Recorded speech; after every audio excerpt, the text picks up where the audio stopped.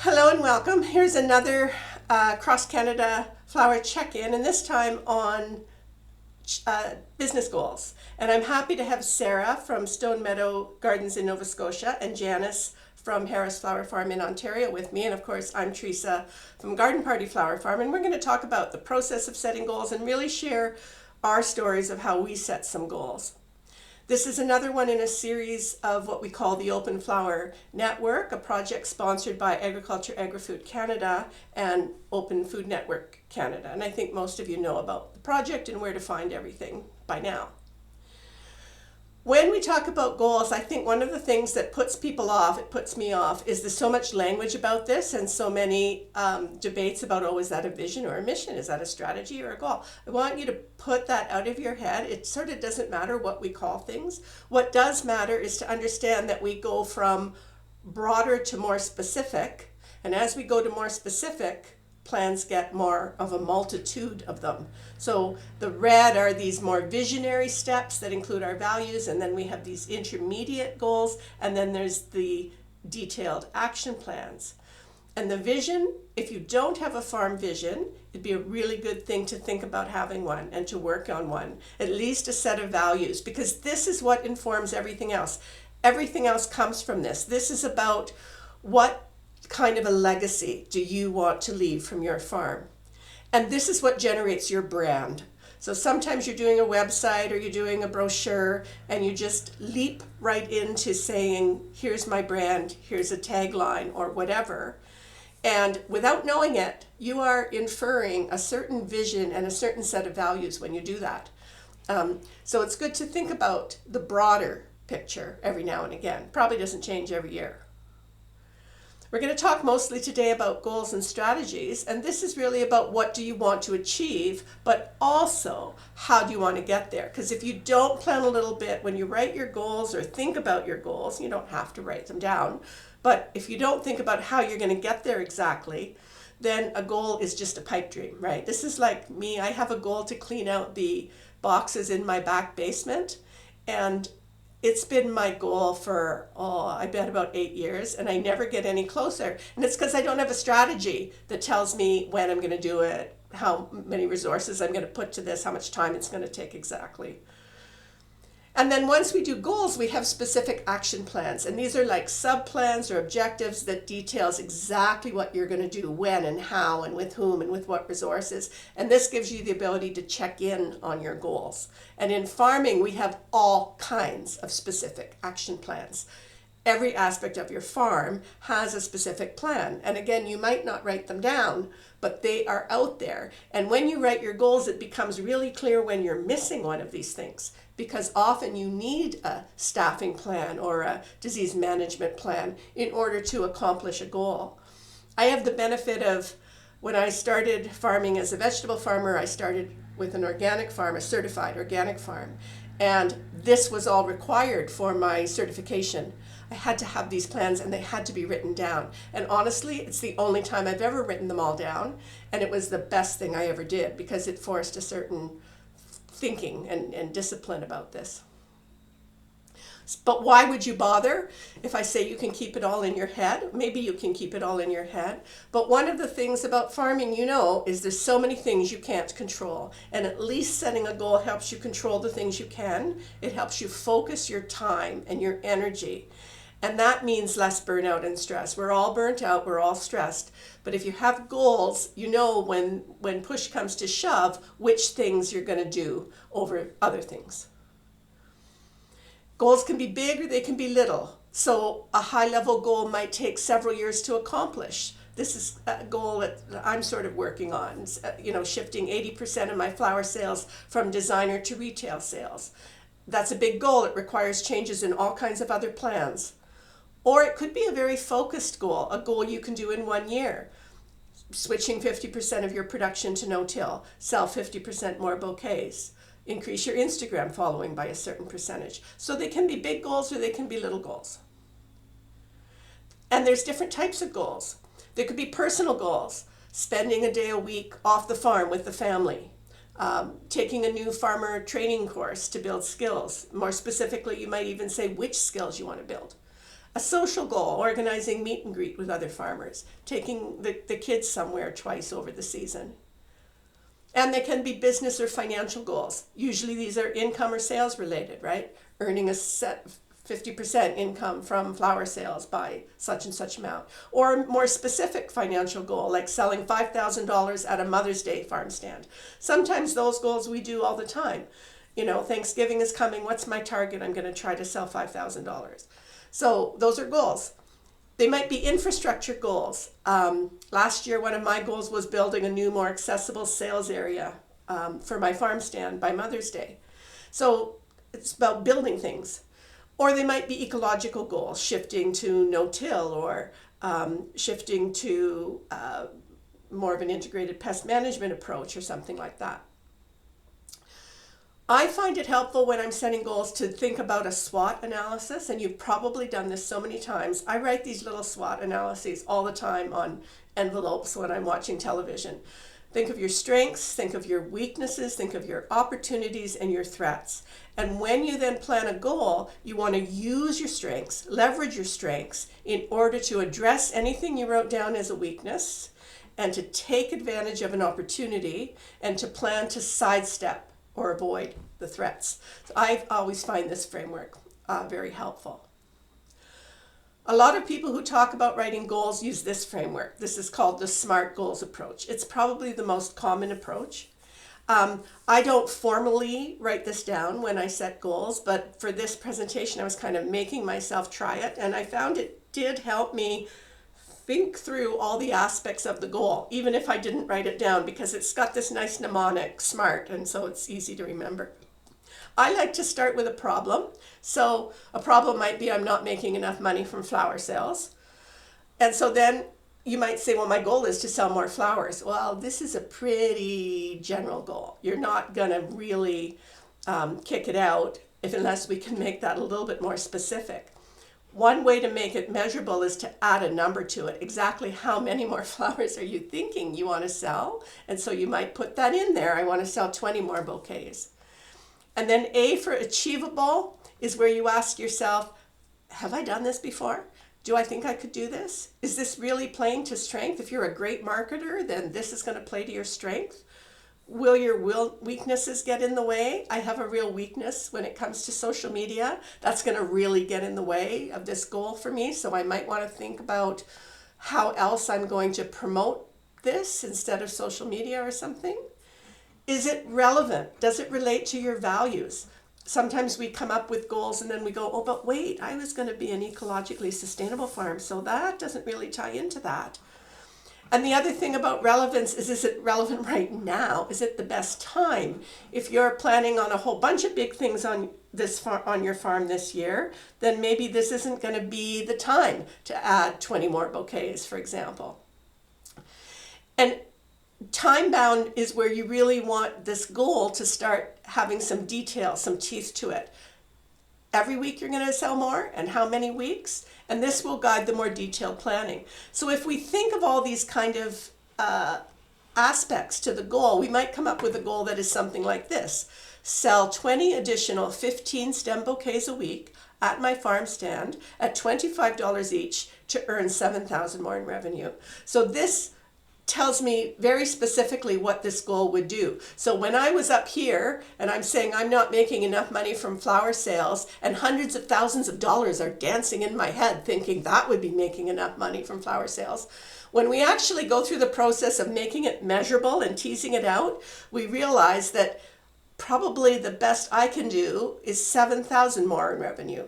And that's good. It's good to be realistic. I also know now that if I want to do this, some other things have to change too. I probably need to add some more flowers. Which flowers am I going to add? Where are they going? I need to think about how I'm going to promote it. I need to think that's 5 to 7 extra buckets a week. Where are they going to go? Do I have room in my cooler? So these SMART mnemonics help us think through all the things that might get in the way of accomplishing this goal. And so we're going to, in this session, share some examples of our own goals and also take some questions and get into some discussion, I hope. But I wanted to start by just giving you a garden party example, because that's my farm. So a bit of a backstory here. This is Garden Party, and you can see there are kind of three main plots, and this was 2 years ago. And you can see they're all in rows, because my farm model was based on quantity, harvesting quantity and kicking it out to designers. That's what I did. It's what I did the whole time I've been a flower farmer. Now things are changing. I'm old, and it seems every day I get older on some kind of an exponential scale, and I cannot sustain this any longer. But I want to age in place. I don't want to move away. So herein is the dilemma. What happens to all this land while I'm sitting up here in my dining room, sipping my tea and looking out over my fields? Because I cannot age in place if I look out over the fields and see nothing but twitchgrass and burdock coming in after I spent 40 years digging it out. I cannot do that. So I have to come up with some goals to shift this property to something else in the meantime. And that's what you're going to see. These are my working goals for doing that. So my problem is that my back hurts and I cannot sustain this labor, but I live in a house that is falling down around me because I have spent all our money on the outside stuff. And our main asset is in trouble. I need revenue to build the main asset. The pension's not going to do that. So I can sustain the labor, but I need a side hustle of revenue to do the home improvements. And can flower farming do that for me? So that's kind of the context for my goal.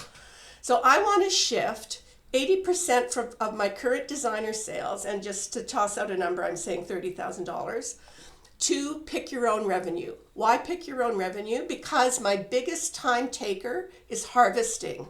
And harvesting for designers is a huge time consuming thing. If I could X that, I think I could do the rest of it with a breeze. So that's the goal, to replicate a big chunk of this revenue by pick your own. So how do I make that measurable? Well, I need to think, okay, let's imagine I have 3 times for picking a week. Let's imagine it's only 15 weeks to make sure I have a good amount of stuff to be picked. 360 a week, $21,000, just over $21,000. It's not enough. It's not going to pay for enough of my renovations to my house. So how can I actually make that even better? Well, I could reduce costs, because when I come to see achievable, I realize this isn't going to achieve my goal. And I don't think I can do more than 3 picking windows a week. So I think I need to reduce my costs. So now I have to look at my budget and think about that in order to make this goal more achievable. And so then I ask, is this relevant to me? And I say, absolutely, this is relevant, because if I can shift to perennials and shift to pick your own and woodies, it's a nice path to sunset the farm sustainably, which is kind of a larger goal and strategy that is going on here. And it keeps with my vision of being a farm that demonstrates sustainability, because perennials would do that. And so then what can I do to make it more specific and time bound? Well, I'm not going to say I'm going to do it all in 1 year, because it's huge to try to do it all in 1 year. So I've got each plot is going through a little plan of its own to gradually set them in so that 2027 I'm done. So once I go through this whole process, my goal becomes replacing my current net revenue with a pick your own operation by 2027 by shifting sales from designers and reducing costs. It doesn't mean there's not sub-plans to happen. There's major marketing sub-plans that have to happen here and so forth. Now, as I wrote this, I thought, okay, but now I have another problem. If I imagine this goal, I have another problem. I'm shifting to perennials, and that's going to mean more weeds. Easy peasy to manage weeds in an annual operation. Not so easy in a perennial operation. So what am I going to do about that? So I set what is really an environmental or ecological goal. I'm going to use living cover and mulches on all 4 plot areas. So let me make this specific now. So how do I make it more measurable? Well, 4 different plots. Each will have a different cropping plan. And I'm going to swap out half of the annual crops for perennials so I can monitor that target. And I'm going to map out new cropping, rotation, fertility, and weed plans everywhere. So every plot's going to have its own plan, and it's going to focus on multi-year kind of steps. I'm not going to do it all at once. It'll take me 3 years to do it. Each plot will have 2 steps. There'll be a year of cover crop and oculation, that's the tarping thing. And then the next year, there'll be planting and mulching. So if I scale things and step them in gradually, I can spread the work over multiple years. Is this relevant? Absolutely. Living mulches and living covers are very sustainable, ecologically great for soil health, and so it stays with my broader values and vision very nicely. And then time bound, I have a little schedule for each plot. The main plot I started last year, it was in cover crop. I'm planting it this year, and it's primarily cut flowers, and this is where the annuals will be. And then the east plot, is going to be a dryland meadow, and I'll build that 25, 26, and onward until we finish with the last plot by 2027. So my goal now looks like reducing weed pressure in perennial crops through tarping, living covers, and mulches in all plots by 2027. Now, nobody says it's going to actually work out like this because the detail is in all these individual plans for every plot. Those I will write down, but at least it's helped me focus on where I need to go and holding that kind of firm in my head. I'm a famous one for drifting away and not keeping direction. So if that made any sense to you, I'm going to get out of this presentation here now and bring back Sarah and Janice with me, and maybe we can turn it over to you to hear what kind of an approach do you use to goal setting and some of the issues you find. Do you write them down? You don't write them down? Ad hoc, formal? So who would like to start? Well, I'll start if you want me to. That'd be wonderful. Sure. Hi everybody. It's nice to be here today, and thanks for putting this together, Teresa. That was really helpful, I think, already what you put together. So I just thought I'd share a few additional things that we didn't really have any sort of like formal goal setting, procedures or anything like that. And after a while, I found that I thought, well, maybe this is something we really need to start doing, is getting really serious about this instead of just, you kind of always have goals in mind. I think you can't help but see things around you that you want to fix or change or, make more money at the market or something like that. But I saw this was really helpful to me. A veggie farmer had shared it, and it's sort of like a year-end review process that she uses.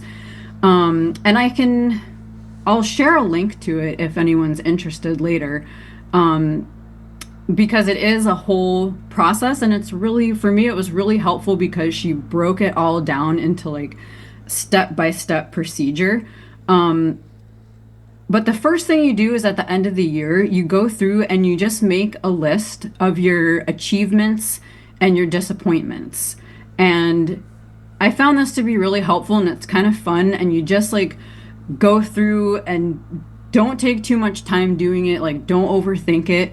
But you might, it's kind of nice too to have like this whole list of the things you achieved at the end of the year, because those can be really easy to forget.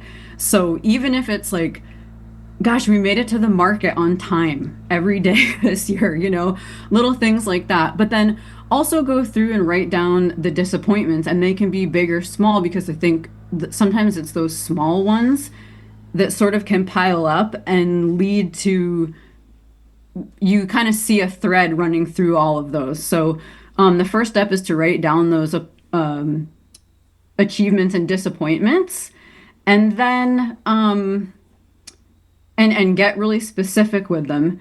And then as you're going through your disappointments, categorize them and look at, are there commonalities there? Is this a problem that could be solved just by doing some more research? Like maybe it's a pest problem. Is it a lack of infrastructure? Is it equipment that you need? Or is it like a system? And so you kind of go through and divide all those out, and maybe you have just like a highlighter that you go through and you start classifying all those. And then you go back to those, not to keep harping on the disappointments, but that's sort of, what the core of it. And you're going to use those to start setting your goals. But you might go to a disappointment. Like I wrote down, this is, we moved our farm a couple years ago, but back in BC, one of the things we had written down was we were feeling really scattered. And so you start with even just things like a feeling, and then you ask why. And maybe you've heard this before with goal setting or different things where you ask why 5 times. So we said, well, why? Well, we're doing too many things, plain and simple. Well, why are we doing too many things? Well, we have too many sales channels. So we kind of kept drilling down, and then we said, okay, we have too many sales channels. Well, what can we do about that? You could say, well, let's get more employees. But we really decided, well, after looking at all this, our big web of things here that we had written down, one of the things this gal suggests doing is to just go through your list and you write down, I'm going to start doing something new, stop doing one of these things, or keep doing it. And so we went through and we said, you know what? We're going to stop doing the farmers market. For us, this was in Nelson, BC. It was a great market, but it was almost all day long. It was 9 to 2:30. So it, add on your time to prep and drive and get to the market. It was basically an entire day. And we thought, well, what if we could make a farm stand to replace that revenue? And so then, kind of like Theresa is showing, we went through and made that smart goal, but we sort of came to that through this process of saying, well, geez, like we're really frustrated, we're tired, we're overworked. And so you kind of drill down. And anyway, for me, it was really helpful to go through and just do those lists and not be judgmental about it, of just like writing down all those things and going through and go, oh, wow, I think we really see some things are starting to show themselves through this list of like things that, a commonality running through that. And so we ended up deciding, well, we're going to quit doing the farmers market. We know we're making this much money from the market. So just like Theresa was making the decision with, switching to the U-pick, we said, well, we know we need to make this much money. So how are we going to do that? And kind of work backwards from there. We know we're going to need to sell this many bouquets at this price. So then how many days do we need to be open in a week? All the other little sub plans that come from that. But yeah, that was the main thing I wanted to share, was just like kind of creating a process for even how to figure out what goals you want to set, because sometimes I think you can be so caught up in your day to day of farming, you might not stop to take the time to really think about, you might just throw a goal out like, I need to make more money. When it's like, well, why? Is it because you want to grow bigger, or is it because you're not being as efficient as you can? There could be a lot of different reasons why you need to make more money. You're not paying you have too many employees, or so. Yeah, it's just a nice framework to sort of be able to look at those things and hone in on why you want to set those goals that you want to set. That's really helpful. The asking why is an absolute amazing, Yeah. every time. Just to keep saying why. Well, then why? Well, then why? You feel like you're a 3-year-old, but Yeah. really, it gets you to a kernel. It always gets you landing to a kernel, and then you go, aha, that's what's at the base of all of this, right? And then you kind of know where you're focusing. I like that. Yeah, exactly. And the working backwards you talk about, I think this is really important too. Like it's one thing to set the goal, but then to work from that to say, okay, so if that's my growth target or sales target or whatever, what does that mean has to happen every month or every week or whatever? And, so for me, I know one of the things that led me to is when I was selling to designers, I knew that there was this $3,000 reality, that every week I had to bring that in or I was in trouble. And just even knowing that, when I'm in the middle of the week and the orders are there, I kind of knew how much do I really have to promote? Do I have to find something else? You know, how aggressive do I have to be? So the breaking it down to the week by week picture, yeah, I think that's a good thing to do too. Janice, how do you set goals and do you write them down? Yeah, like I work through them a lot in my head and like over the years going through things and like Sarah was saying too about how you think, oh, this is really, I have to do that. Like thinking back to one of the markets, we picked up another market and a few years ago we were at one point doing three markets on a Saturday morning. And like at that point, it was like, oh, I have to do this. This is what we have to do. But then after doing it, we realized, well, those three markets, it meant that my husband Mark had to go to the one market and drop off there before he went to the other market, and then that market was longer and it was about a 40-minute drive, so that takes that much time, and then he was gone almost all day, and then as well as at the same time going to a London market too, which is like 20 minutes away. My help would have to meet me there, and then I would bring everything. They would bring stuff home. So it's just as we're going through things, it's like trial and error and trying things, and then realizing that you know what, we have to bring it back, and that's where we then brought it back to only doing the one market in town, and then also doing at the farm here. So just trying things and in the time when you're doing it thinking about, is this really what I want to be doing? And I think you have to try things out. Like you have to, some things work, some things don't, you never know until you try. But being able to realize when to pull the plug on something. So even though that one market, we thought it was going to be great and it's in a newer area, there's all kinds of new houses and young families and it's an affluent area, it just wasn't worth it for us to be driving that far and taking us away from the farm for the day. So I think trying it, but then also evaluating along the way. That market, we ended up like stopping mid-season and saying that, you know what, this is not worth it for us to come anymore. So we didn't go to that one anymore. So yeah, I think that's kind of how we work on goals. And as we were talking to, I was thinking about a goal that I had from a couple years ago. Is I got a little bit more involved in our Chamber of Commerce in our town, and I was like going to their like monthly things and thinking, you know what, I could do this. I'd like to show our farm off to all of these business people, because you'd go and be talking to, oh, what's your business and all that. So I wanted people to know who we are. So my goal was to get more known in the community, in the business community. So we ended up hosting a Chamber of Commerce event last summer. And to plan that, it took a year and a half of planning because I knew I wanted to have it in August. So I knew that's when the farm was the most beautiful. So looking ahead, there it was, I think it was spring of 2023, but the August date was already booked. So I was like, okay, well then definitely August 2024. And then I knew I wanted it to be a big event. I wanted to have lots of people there. So I partnered with a tent company that is a good friend of mine. They work a lot of weddings.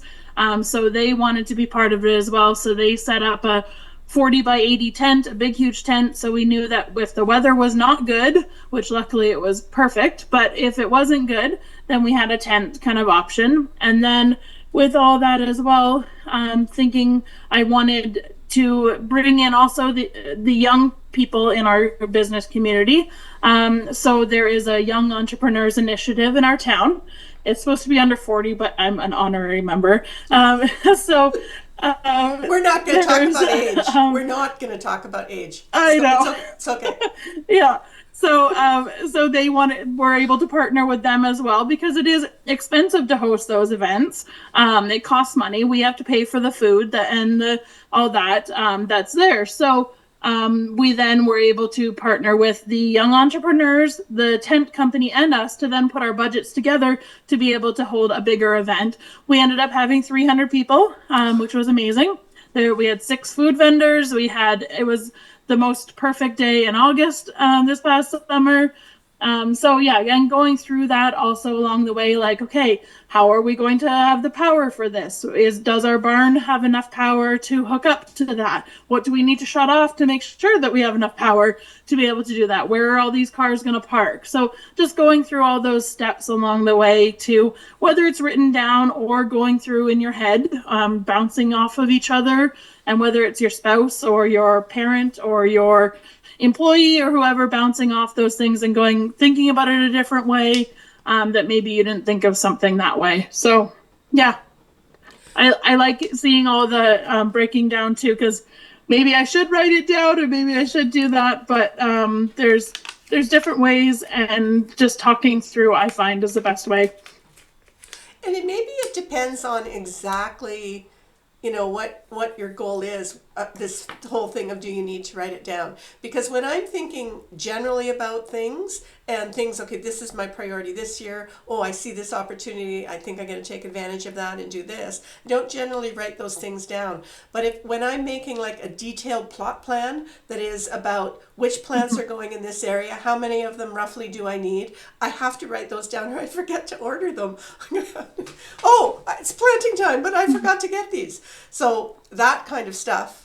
And I'm famous Yeah. for writing numbers down, or I lay in bed at night and try to do the math. Okay, 15 bouquets at 27. And then I fall asleep doing that because I can't really do it in my head. Sarah, a question from Svava around, are there different challenges in Nova Scotia? I think she means when you moved. What different challenges did you find?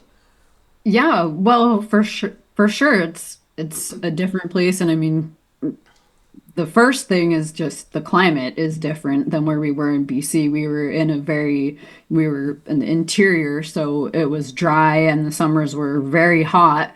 Um, and we moved to a place that is not dry.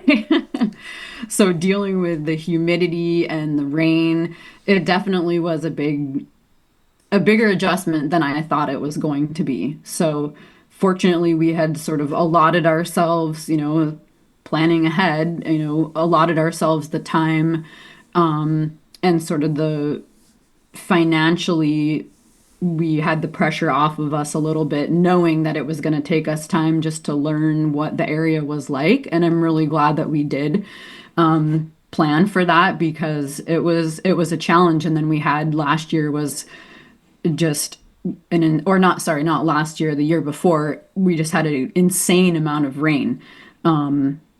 Farmers all across the province saw like 70% less of, production because it was just so wet, so rainy.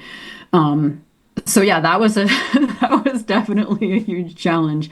And then, basically we've been starting everything over again, which has been interesting. I mean, it's nice to do it with the experience that we already had. So we're starting from scratch, but we're not, because we did have that background, but you're building everything from the ground up again.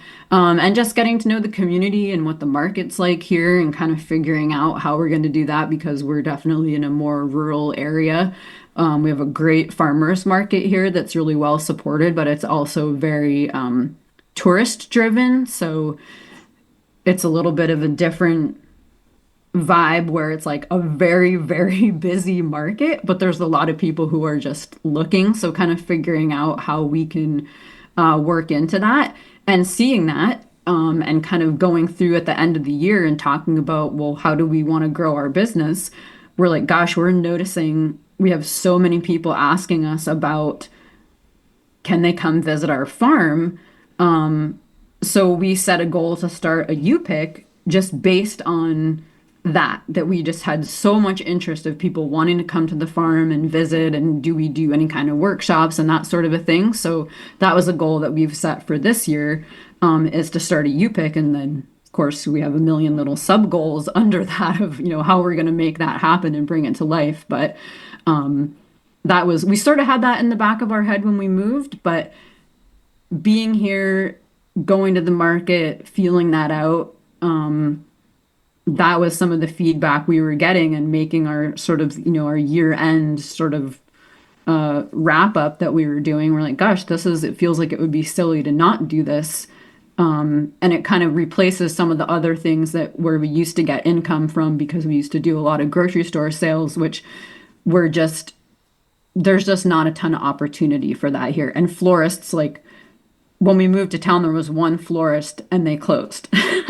Now there's a new florist in town, thank goodness. But we have to drive over an hour at least, if not 2 hours, to really get to anywhere where there's a lot of florists. So as far as like having that as an opportunity for sales, like that sort of dropped off the picture of what we, had been doing to what we're doing now. So yeah, it's kind of just looking at what you have to work with and going from there, but sort of being back at the square one where it's like, well, I guess we kind of try all the things to see really what's going to work for us.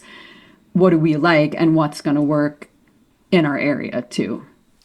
I think one of the themes you both talked about was trying something out and then learning from it. And that is so important because just because you write a goal doesn't mean it's set in stone or that it's going to happen. It's going to happen forever. It's like a learning activity, I always think. And I remember during COVID, I really expanded. It was an opportunity-based thing. I really expanded Pick Your Own. And it was great. Everybody wanted to get out of the house. I had so many people coming, and it worked really well. But there were huge problems that I had. I mean, I had thefts, I had things destroyed, I had people completely, not coming up the deck where the bedroom was and knocking on the bedroom glass doors saying, "Are you open?" It just really lost privacy and swore never again, never doing Pick Your Own again, and completely left it. And now here I am.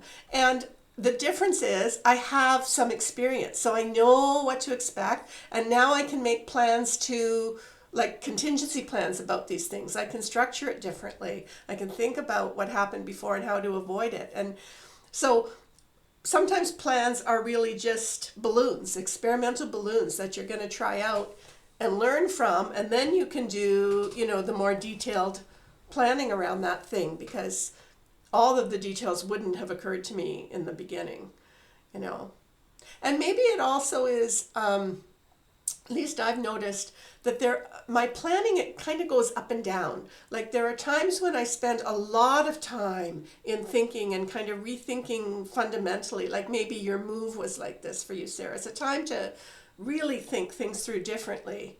And then for a long time, it's like, tweaking, right? Yes, this is what I do. This is my main thing. It's all good. It's all going good. I just need to tweak. Oh, a little opportunity. I'll bring this in.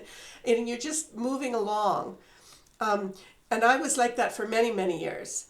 This is now, for me, a whole break. Like this is like a whole new plan, whole new Theresa, whole new farm, prompted by needing to retire and needing to really shake it up and do something totally different. So I don't know. Janice, have you found that you've fundamentally changed your planning over time, or that it's more or less been building on the same core? Or are there things that you thought you'd do that you never did turn out to do? Mm-hmm. Yeah, one thing thinking about, we used to grow a lot more at my parents' farm, which is luckily just right around the corner. But we found that even that driving around the corner was too much of a problem. Like we'd have to get in a car, you'd have to have a vehicle to drive. Who's driving it? Are they able to drive it? Oh shoot, I forgot that at home. I have to go back and get that. Or not being able to see the crop as well. So from that, we still do grow a lot at my parents' farm, but with the seeding and the starting and those kind of things, that my mom does a lot of the seed starting, and she's right there and she can check on that. And then we have it changed to then pull things to come back to our farm. So that's why we built another little small heated greenhouse that we can do some of the starting in, and I don't have to send my staff over to start sunflowers or different things like that. It's here, and we're not moving over. So that was one change thing like that. Totally fundamentally changed. I can't think of anything right off the top of my head that we've totally changed. I mean, I hear when you guys talk about Pick Your Own, I'm like, oh, maybe we should do that. And then why should we do that? Maybe we shouldn't. And so we dabble and pick your own a little bit, but more on a case by case basis where it's like, come tonight and pick a whole bunch of dahlias, or come today and pick this or whatever. So more like spur of the moment kind of things, I would say. But fundamentally, I don't know that we've totally changed anything. It was hard the year of COVID when we stopped going to our farmers market in town, because it was just the way they were running it. It felt not like somewhere we wanted to be. That year was really hard, going from selling every Saturday, we were always there, to then changing and having to figure out different ways to sell flowers. So, yeah, I was glad to go back to the farmers market, that's for sure. Yeah. Well, and you know what? The thing you comment about pick your own. I think also one of the worst ways to plan is to just take somebody else's goal and think that maybe I should do that too, right? And that's like, it's such a wonderful thing to be in a community that shares its ideas all the time on Facebook and whatever. But it's also a huge problem, right? Because at least me, like I totally get sucked down that path. It's like, oh, I should do that too, right? And that's where this ask yourself why comes in. Like, why would you do that? What is that accomplishing for you? So planning has to be specific for you. It absolutely has to be Well, yours. and Teresa, like you said, of, you kind of, if you start with that top part of the pyramid of like, what's your vision or your mission?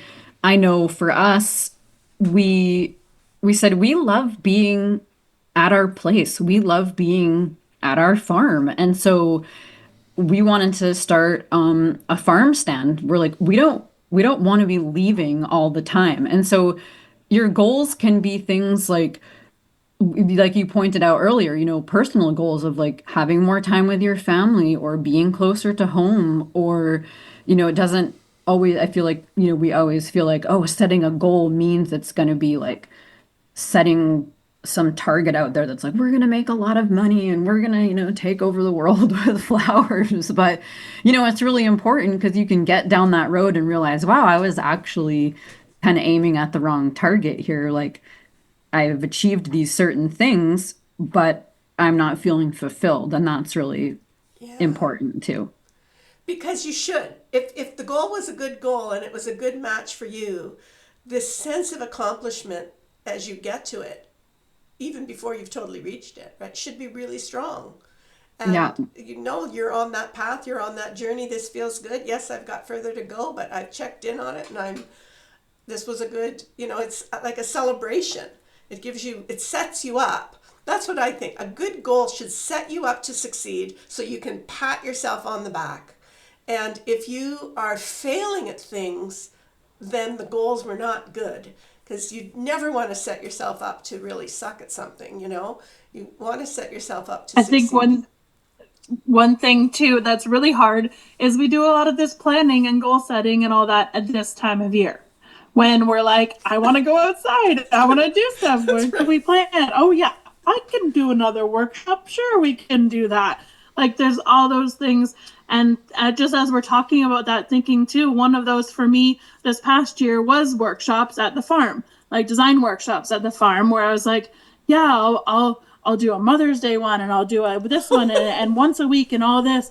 And it got to be, I think it was like June or so. I was like, you know what, this is not working for me, because after I worked all day today, I don't want to go back out and put on a smiley, happy face and be like, this is wonderful. Come walk around and pick all these flowers. And this is how you make an arrangement. And I didn't want to do it anymore. So I did stop doing workshops this past summer, because it was like, okay, this isn't what I want to be anymore. And if I would have totally penciled all those in January and sold tickets and then had to been stuck with it, like you have to be flexible on the plan too, and then say, you know what, this isn't what I want to do. So people are still always asking about design workshops and coming to the farm and doing all that. So I'm kind of being a little bit more mindful this year of how I'm going to do that, because in the moment it's like, sure, this sounds great, like, oh, it's an easy $500-600, whatever. It's only an hour and a half of work or whatever.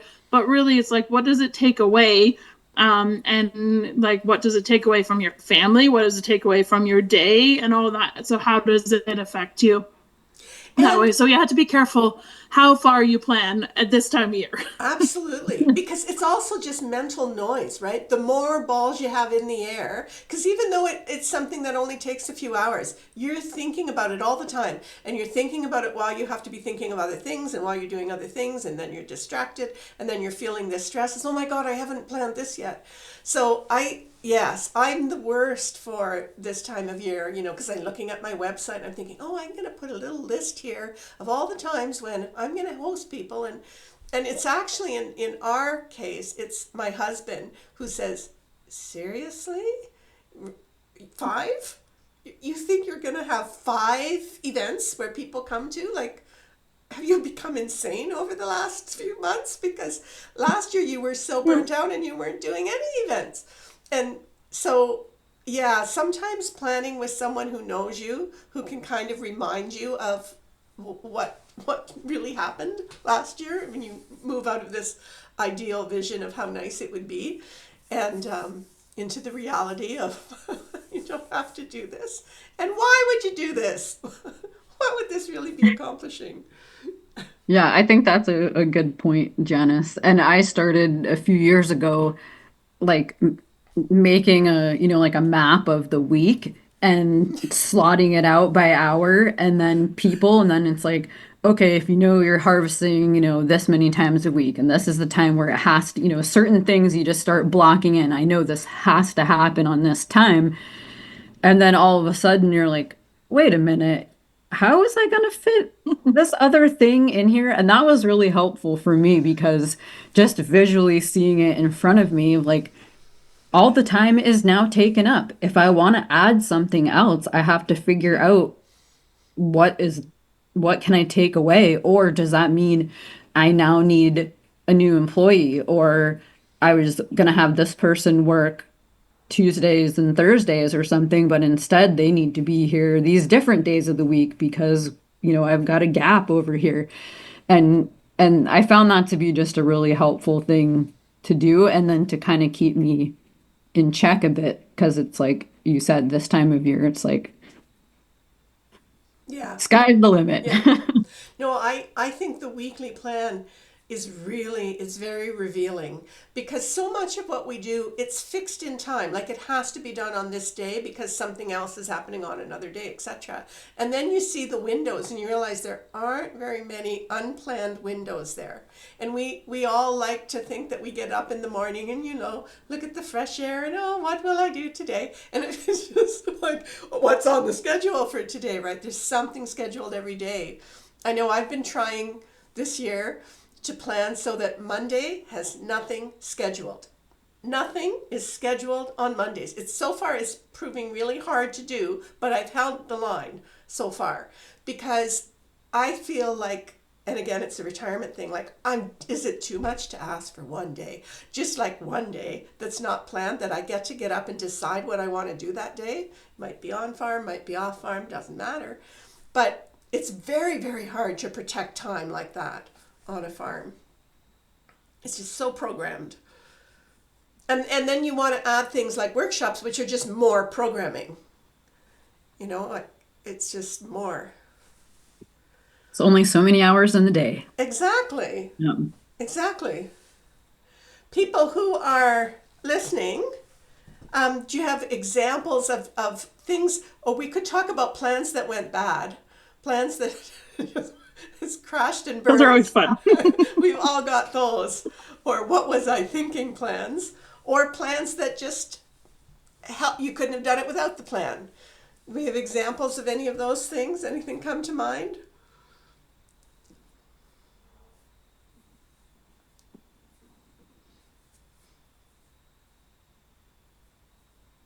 I had a plan last year. So we've had it's an old above ground pool on our property. And I had in my head, we stopped using it a long time ago. It was kind of a pond for a few years. And we thought really got to take it down. We've got to take out the pool. There was decking around it, take it out. And I had in my mind that this would be a lovely like little secret garden that I could build. And I even had this little picture of this little secret garden. So I had this motivation to do it. But for 3 years, this didn't happen, right? Like you know, August would come and it would be, well, we have to do something. You take off a few more deck boards or whatever.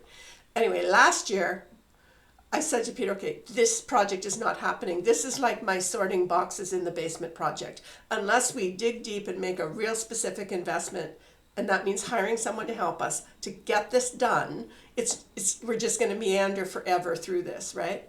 Major detractor in how our property looks right now.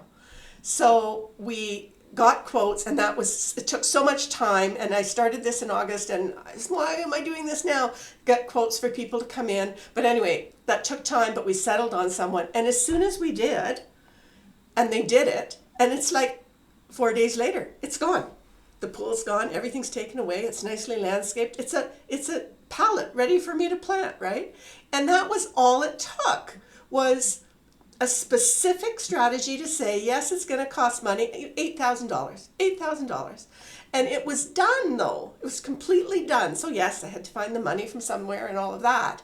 But it's sort of an example of like when something's not happening and you keep asking yourself, like, why isn't this happening? There's usually a specific reason. Like, you don't have time for this to happen. You have to bring in the time. And then it was just wonderful.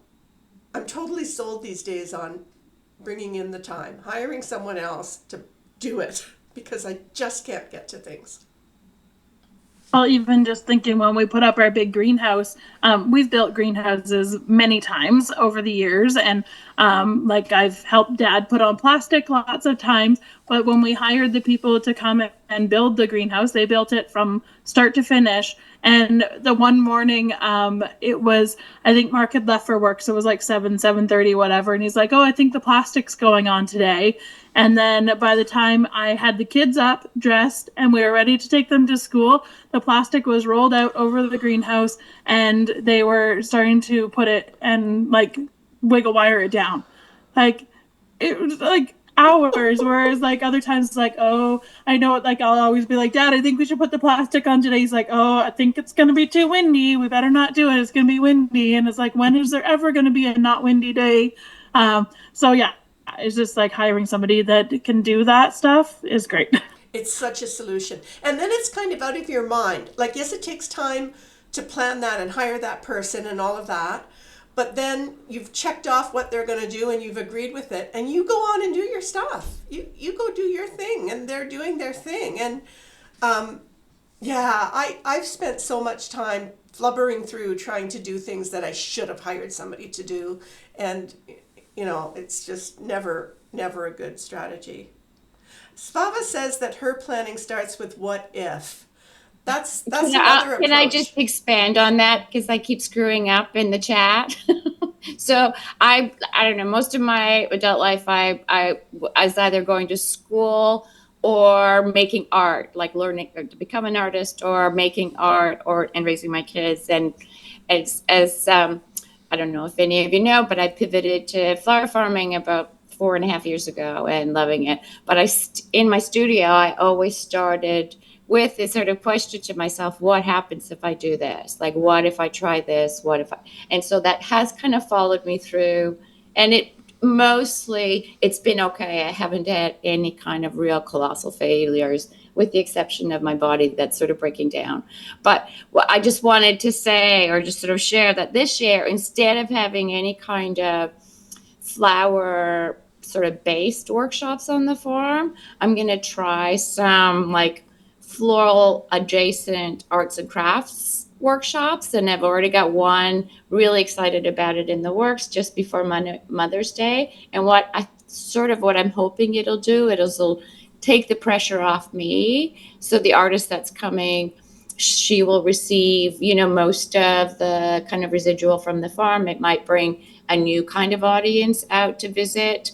And then mostly I'm just going to be focusing on the farmers market and just sort of keeping it, because we have such a good community at our farmers market in Hamilton. And so those are my goals for the year. Svava, one of the things that you just made me think about, maybe we already said this, but the idea of focusing as your goal, right? Yeah. That instead Yeah, of yeah. trying to do everything. For me, when I made the decision firmly that I'm gradually now moving away from selling to designers, the freedom I felt was like unbelievable. Unbelievable. Clearly, I was trying to sell in too many channels at once. Clearly, it was just not something I should have ever been doing. I loved doing it. It's not that I hated doing it. I wasn't dropping something I hated, but a whole bunch of other work left me as soon as I decide I'm not doing that. The whole thing of delivery and delivery options is gone. This is no longer an issue on my farm at all. That has a whole lot of implications around getting the flowers from where they are in the cooler to wherever they're going into the truck, which for me was always a process to move them with a tractor. That never has to happen again. Like, there's just a whole bunch of things. The invoicing, the asking people for payments, like all of that doesn't happen anymore. So I found this to be a really liberating thing. And I even made a list of all the things Theresa doesn't have to do now that I've made this focused decision. Well, I'm still doing it a bit because I still have 5 designers I'm selling to, but only 5. And so, this said to me, we really are trying to do too much. Like, we're trying to take on too many things. Just a focus goal is a good one, just focus on 1, 2 max things. Anyone else have goals that they want to share? Something you're working on this year? We've got a couple of minutes. We're almost at time, but we have time yet.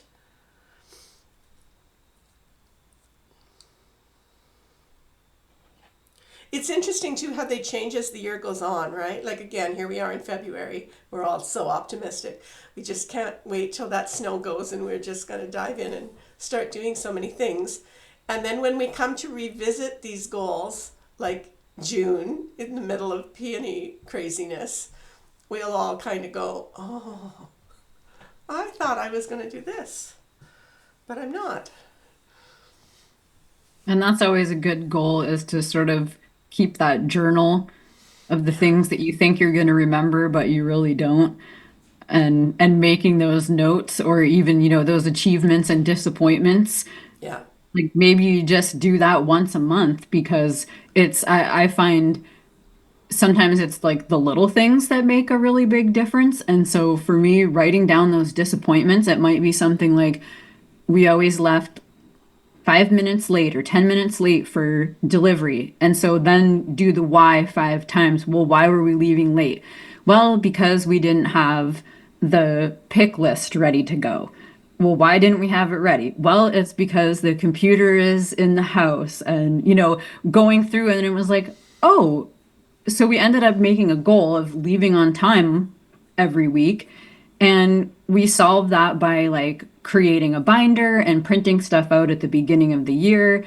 I won't get into all the details, but it was such a small thing that made a really big difference, because it's not just the being late, it's that feeling of like, oh my God, where's the list? Why isn't it here? And sort of the energy just Yeah, that yeah. surrounds that feeling. And then, then maybe you forget something because you're in a little bit of a rush and all those things. And so I just set a goal right now for myself, is to make that list once a month of just the achievements and Yeah. disappointments.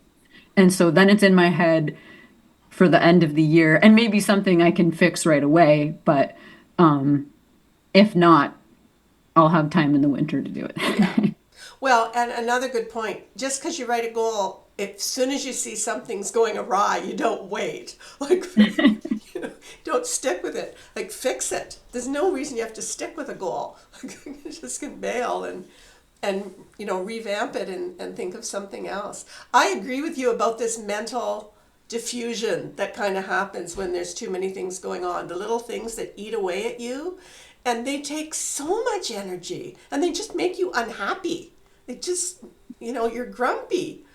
And I think those little things are just so important to identify what they are, and the why, asking why does that. And then just change There, the little things. there was one little thing, and I didn't realize how important it was, because like on the farm we don't have an outside bathroom, so our helpers would come and use our bathroom in the house. And I was trying not to be like annoyed, but it's like, oh my gosh, they're walking up to the house again to go to the bathroom, like this is taking time, like why are they doing this? So I had been against getting a porta potty. How simple is that to get a porta potty? And I was like, oh, this is going to be gross. It's going to be so horrible. Like, I'm going to like apologize to my helpers because they have to use it in that. But like, it's been great. Like, I mean, there's been so many times that it's like, wow, that's saved because we didn't have to spend 10 minutes walking up to the house, go to the bathroom, check your phone while you're walking to the bathroom, blah, blah, blah, and all that. So just those little like changes. And like Sarah said about like not having the printer or like the computer in the workshop or whatever. So that's what we did. And then that alleviated having to walk to my office to print off the order. And then now my helpers can just turn on the computer, go on our website, print off any of the orders come in, and they can do that themselves. So it's not on me to do it anymore.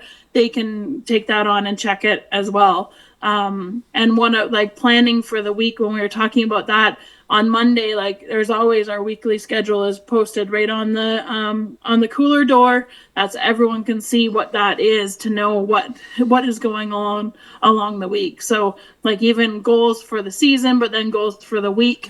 And I usually try to have like a list of like my brain dump of like, these are all the things that if we can get to them, then we're going to get to these things. And it can be as easy as like, pile the pails so they don't blow around when we have a whole bunch of wind or whatever. So it's just like there's all these things on the list. I'm a big list person. Like I'm very much about writing lists about what has to get done to remember what we have to do.